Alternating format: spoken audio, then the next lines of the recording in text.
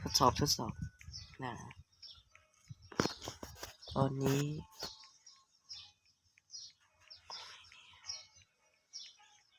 มันไม่ได้ยินเสียงไอ้เหี้ยพี่เช็คมาแล้วไม่มีเสียงไอ้เหี้ยอะไรปัญญาอ่อนไอ้เหี้ยเกมหมาไอ้เหี้ย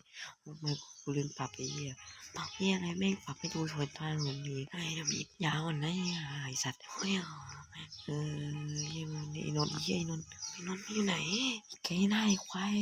ไอ้ทอมไอ้โมมิก้ามันอยู่ไหน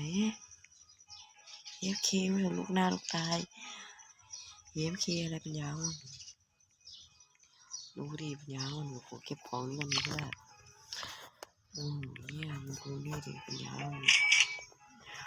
กูเช็คยังว่ามีอะไรขายไม่ได้ติดขยะเลยตุ้มแป้ตุ้มโป่งไม่กล้าไอ้สัสส่งกันหน้ากูจะมาอะไรมึงค่าจ้างหน้าทำที่อะไรได้เว็บไซต์ให้ประโยชน์จริงๆใช้สารอะไรเขาน่าเบื่อ10 นาทีไปเช็คสต็อกดูดีกว่าสต็อกมีของดีขายสักทีจริงๆไม่ได้เห็นมีสักทีปีชาติกรุงกะลีจริงๆนะ30 วิก็จะดีแล้วแล้วก็เอาจะมาขายโอเมก้าอยากใกล้ๆโอเมก้า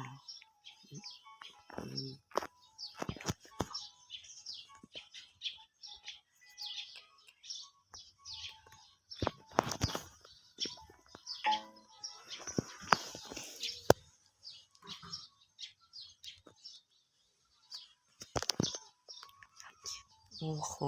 ดูสภาพไม่มีกันยากินเปิดเพลงโอเคไม่เปิดไม่มีลิขสิทธิ์แต่กูจะไม่ได้เผยแพร่ที่ไหนก็ตาม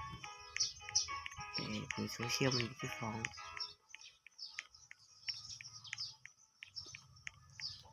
นี่คือชื่อว่าไมเกน40นี่อะไรวะเนี่ยมิติก2 ฟองก็เอกบักเอกก็คนนี้มีแต่แคนดี้บัตซ่อมไม่มีได้เงาขวาแม่งเล่นโคตรนานเล่นน่าจะเป็นเต่าเท่าแล้วอะไรจริงรู้ว่าเพื่อนผมมีเงินเท่าไหร่เพื่อนผมมีเงินถึง868,675 ล้านเชื่อไหมล่ะขี้โม้